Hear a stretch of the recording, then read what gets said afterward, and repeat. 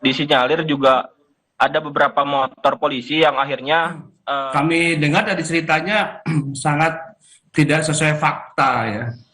Menjawab apa sebenarnya yang terjadi, kita bahas petang ini bersama dengan Presiden BEM Unisba Kamal Rahmatullah dan juga Kabid Humas Polda Jawa Barat Kombes Hendra Rohmawan yang masih coba kami hubungi lewat sambungan Zoom. Saya mau ke Mas Kamal terlebih dahulu. Mas Kamal, dengan Maidop di sini, bagaimana awal terjadi kericuhan dan bagaimana selongsong gas air mata bisa ada di areal kampus? ya terdengar suara saya, Mbak? Ya, silakan Mas Kamal. Ya, terkait penjelasan singkat terkait alur aksi ini dari jam 5 sore sebenarnya sudah berangsur-angsur dari aksi massa Unisba begitu untuk akhirnya kembali ke kampus. Nah, akhirnya sekitaran jam 8 malam itu mulai terjadi kejadian penyerangan yang ada di Rangga Gading begitu. Itu disinyalir juga ada beberapa motor polisi yang akhirnya merangsek masuk ke daerah area kampus. Juga akhirnya ada satu kawan kami dari Fakultas Hukum yang akhirnya dipukuli, juga dilindas oleh motor, yang menyebabkan hari ini pun dioperasi begitu. Sore hari ini ada di Rumah Sakit RSHS. Juga akhirnya menjelang jam 11 malam itu yang tadi dikatakan temandang dari Unpas, karena satu sisi, Mbak, kampus yang menjadi titik evakuasi ini adalah Unisba dan Unpas.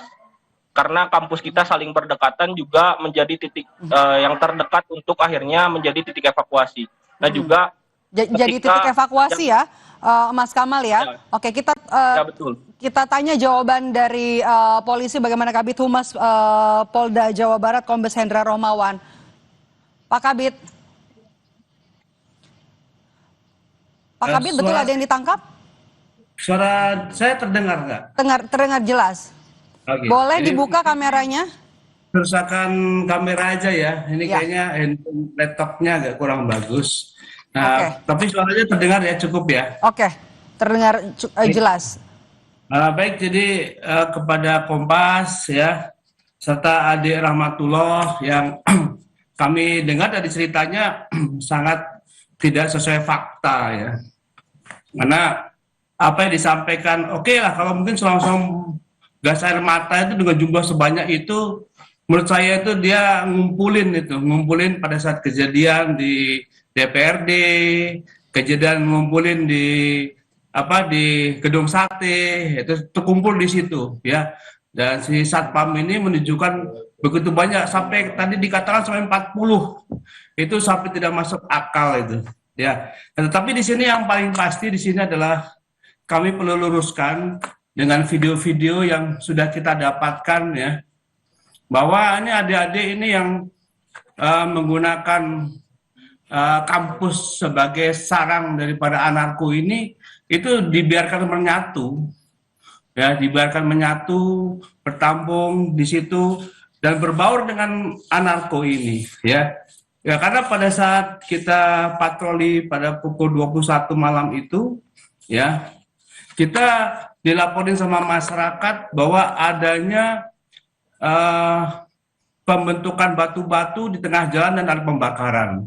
Dan banyak sekelompok orang di situ menggunakan baju-baju yang hitam itu menghadang jalan.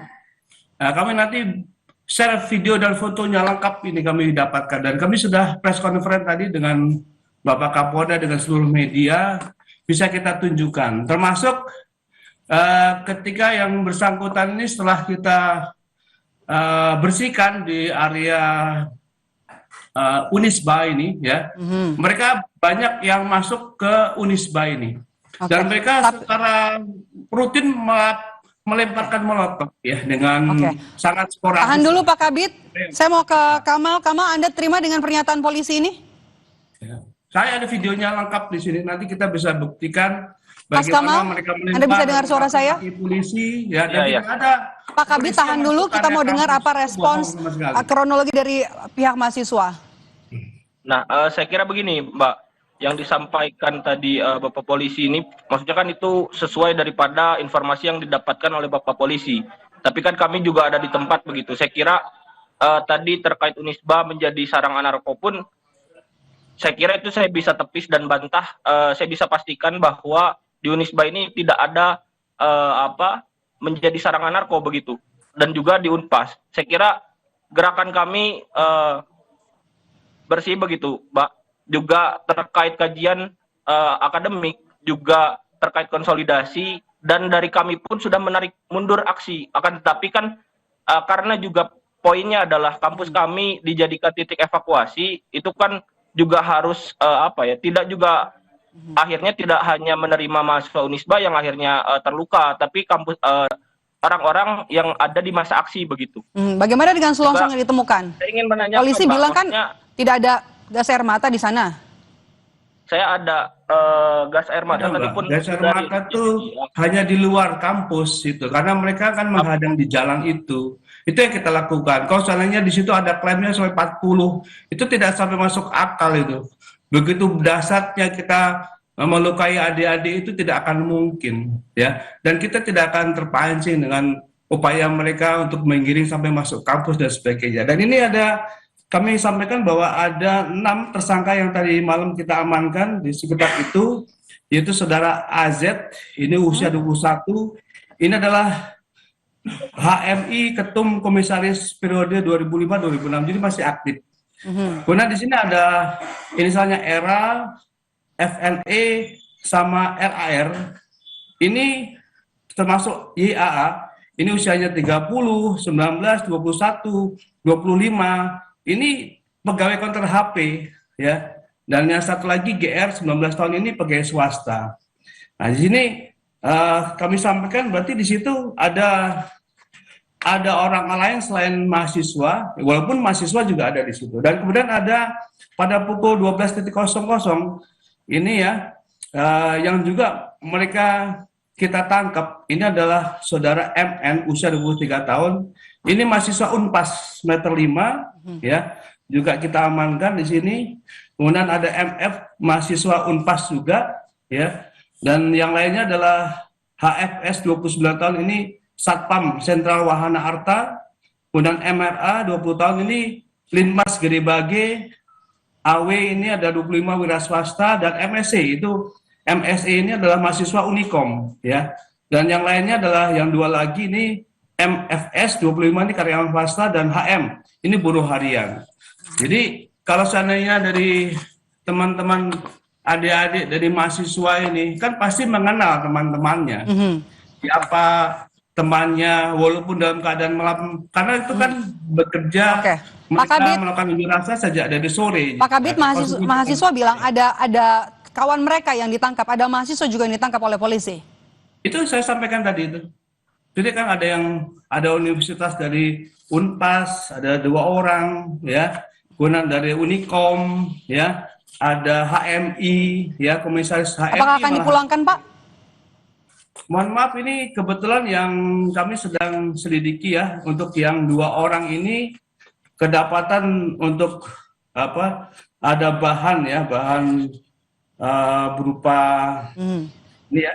Ada berupa barang-barang seperti molotov, masih kita selidiki. Apakah yang bersangkutan nanti ini bisa kita buktikan, ya, kita bisa proses, ya. Baik. Demikian, Mbak, sementara. Ya. Baik, saya mau singkat saja ke Kamal, Presiden BEM Unisba. Singkat saja, apa catatan Anda, singkat saja, dari langkah-langkah yang diambil polisi kemarin? Nah, sebenarnya yang pertama, Mbak, saya ingin juga menanyakan menanyakan kepada aparat. Begitu, ketika memang akhirnya hari ini melakukan kekerasan ataupun tindakan represivitas terhadap area kampus yang dimana itu dilindungi oleh Undang-Undang Nomor 12 tahun 2012 ini, dan menurunkan banyak berlebihan begitu anggota polisi juga mobil. Saya ingin menanyakan apakah ini sesuai dengan protap yang seharusnya dilakukan, itu yang pertama. Lalu catatan saya untuk akhirnya saya ingin menyampaikan apa yang dilakukan aparat ini adalah bentuk pengkhianatan terhadap kedaulatan sipil begitu. Karena juga saya akan membacakan tuntutan terkait sebenarnya simpel, Pak. Mahasiswa ini hanya ingin di 3 aspek. Yang pertama ada aspek sosial, ekonomi beserta hukum begitu. Yang pertama sosial ini adalah hak atas pendidikan, kesehatan dan juga pekerjaan. Lalu juga di bidang ekonomi itu perlindungan dan pemberdayaan kelompok rentan. Lalu juga di hukum ada keadilan distributif, retributif juga. Baik Mas Kamal, kami sudah tangkap restoratif apa begitu. poin-poin yang mau disampaikan ke Polisi. Semoga nanti bisa langsung didengar dan juga direspons. Terima kasih sudah bergabung bersama kami, Presiden BEM Unisba Kamal Rahmatullah, dan juga sudah bergabung bersama kami Kamit Humas Polda Jawa Barat Kombes Hendra Rohmawan. Sehat selalu.